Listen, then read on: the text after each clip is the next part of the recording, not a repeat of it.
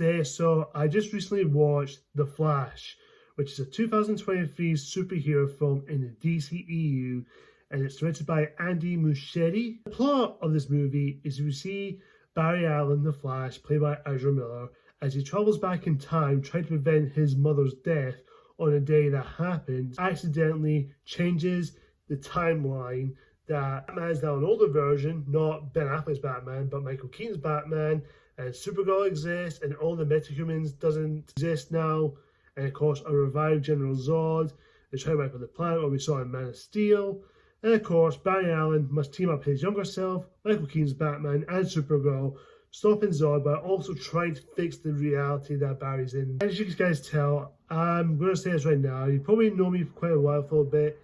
I am not a fan of the DCEU, to be honest. I am not a fan. I am sorry to everyone out there who do like it. There may be a few films I do like Wonder Woman, Shazam, the first film, and Zack Snyder's Justice League. And Man of Steel, I've kind of grown more appreciation over time. Check out my review, you want to know my full thoughts on that film. Man v Superman Ultimate Edition, I actually started to appreciate it a little bit more as well. But other than that, it hasn't really done it for me personally, because there's a lot of changes and a lot of behind-the-scenes drama, and there's a lot of films that didn't work, and it's been a lot of misses than hits. That being said, though, I still want to watch this film with curiosity because, now, I didn't see this at the cinemas. This is a month late, but I watched it on digital. Well, I watched it online for free. So I watched it, and honestly, I didn't want to go into ready to hate on this movie. I wanted to give it a fair chance and give it a fair review. And it was okay.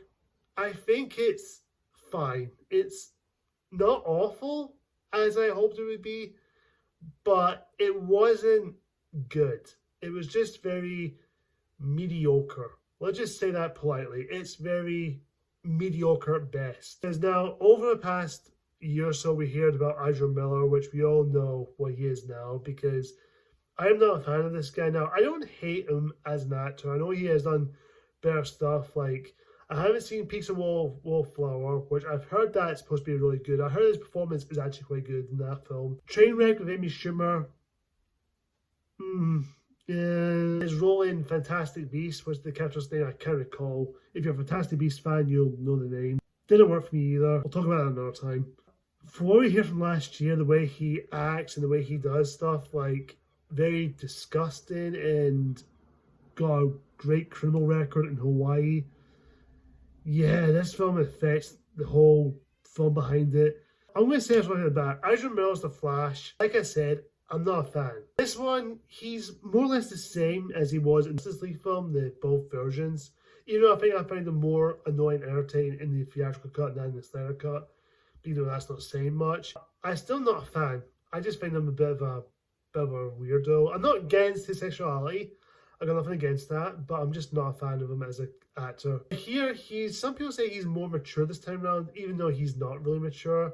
He still plays that typical overbeat guy, trying to be overbearing to a certain degree. I feel like you give him an arc. He's trying to recreate something, but even though Bruce Wayne, played by Ben Affleck for the last time, said no, if you change things to make it better, you'll destroy things. Pretty much you'll destroy reality. Kind of the same with series, Disney Plus show from Marvel. Doctor Strange trying to bring Christine back, but even though Agent 1 warned them not to do that, because if you bring someone back from the dead or break it a breaking point in time, it'll destroy the fabric of reality. But that being said, the arc is here. It's serviceable. It is going to get it, but I found him unbearable.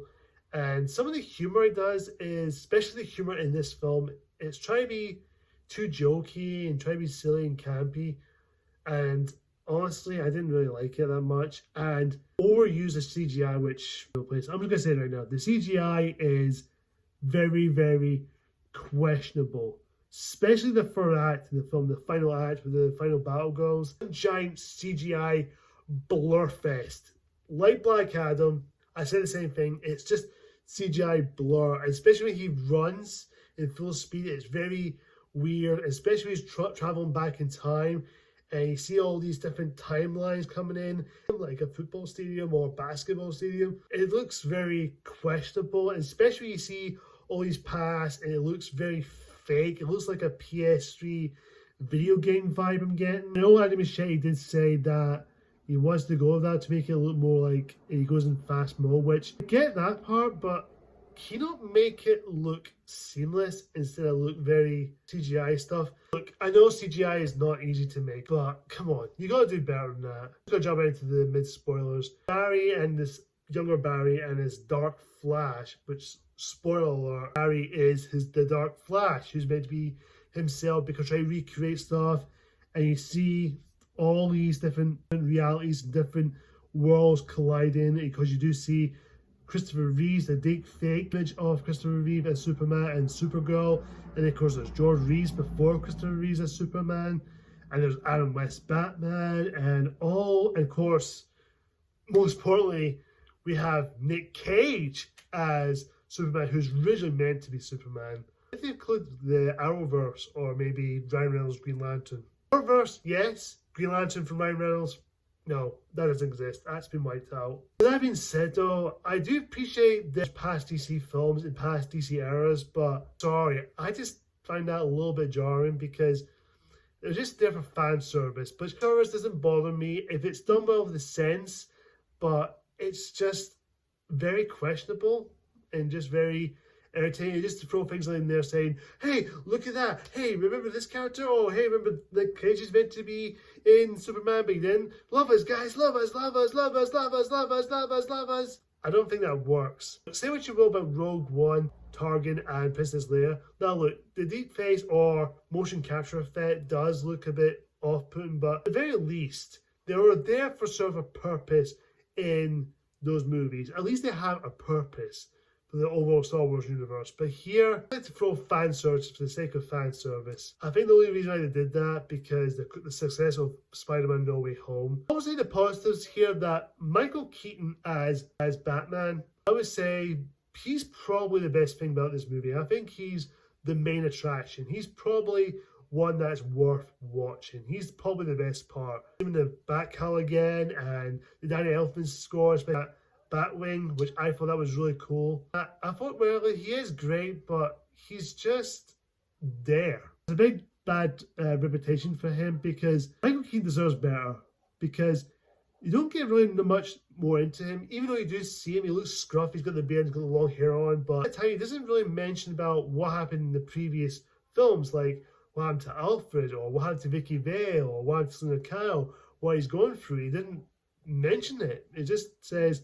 oh, yeah, I'm here. That's it. Just a big waste of time. Heck, in Spider-Man No Way Home, Kobe and Andrew both have their own, give us an update for the audiences and the fans to know what they've been up to in their own seriousnesses, while also give them a chance to redeem themselves, but also try to help Peter One's soul, Tom Holland's Spider-Man, to help him get through how to become the actual Spider-Man he knows he has to be. But here, they didn't do that. He's there for a good reason, but I just wish there's more to him. I just felt like he's been part of his storyline. As far as the younger version of Ezra Miller or the Flash, I'm sorry, I'm not a fan. He's really annoying and very self-centered, but I'm just not a fan of this guy. He comes across annoying, and of course Barry's trying to teach him the ways how to become the Flash, how to run, how to do speed forcing, and just everything about it just doesn't work. It just comes across as very irritating. All time travel aspects of the movie, very messy, very convoluted, and also very, very jarring. Supergirl, played by Sasha Cain, she's fine, she's there, but she's mostly there as a plot device. She's not really there as a character. Yeah, she's a badass, but that's mostly it. She's not really there as a character. She doesn't get much to do. She's just, I'm here, I lost my cousin Kal-El, and of course, she does fight General Zod. And as far as General Zod is, General Zod, played by Michael Shannon, once again in Man of Steel, now 10 years later, he's back in here again. He's fine, but he just doesn't seem like he doesn't want to be here anymore. I think he came out and he felt underused, which I don't necessarily blame him, because I think he's way more handled in Man of Steel than he was in The Flash. As far as the final act of the film, with Barry goes back in time and trying to recreate the mistake that he's did, I will say it's fine. It has the emotional weight to it. I'll give it that for sure. Underwhelming a little bit. Well, the heartwarming stuff is there. I do feel it, but just try to be less comedy and more at the serious part of the film. Now, comedy is not a bad thing. Comedy is subjective if it's done well. Well, it doesn't work for me. Honestly, it doesn't work. Of course, by the end of the film, Harry goes back when his dad is innocent. Now he has been to the store to get the tomato sauce. And of course, he's got a date with Iris West. But Iris West, she's fine. I can't remember the actress' name. She did find what she's given, but she's barely in the movie that much. Barry's got a phone call from Bruce, and it's not Ben Affleck's Bruce Wayne. It's George Clooney from Batman and Robin. I saw that, and I've seen the spoilers, but the moment I saw that, I was in disbelief. Honestly, the fact I cannot move after what I saw. Post-credit scene with Barry talking to Arthur about the whole alternate realities, and this happened.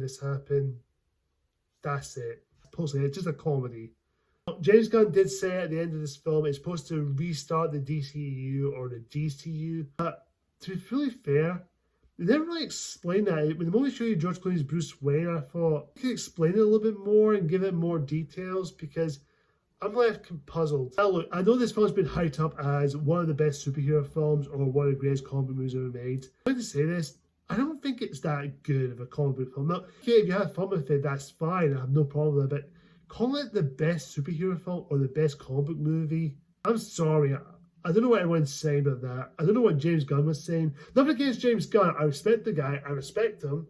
I just don't get the praise this film is getting. If you guys like it, that's cool. I respect your opinion. The Flash is not a bad movie per se. It's not great. It wasn't good. Just very underwhelming. And Michael Keaton's the best part. But other than that, that's it. It's just mediocre at best. It's a waste of a great potential. And it's a waste of time. So my rating for The Flash, I'll say stream it. Just watch it on HBO Max, Now TV, or whatever streaming service you have. Just stream it.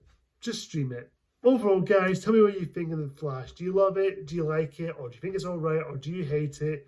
Whatever the case is, comment down below. Civilly, please. Thanks for watching, guys. Like, comment, subscribe. Hit that icon bell for more future videos like this. Until next time, see ya!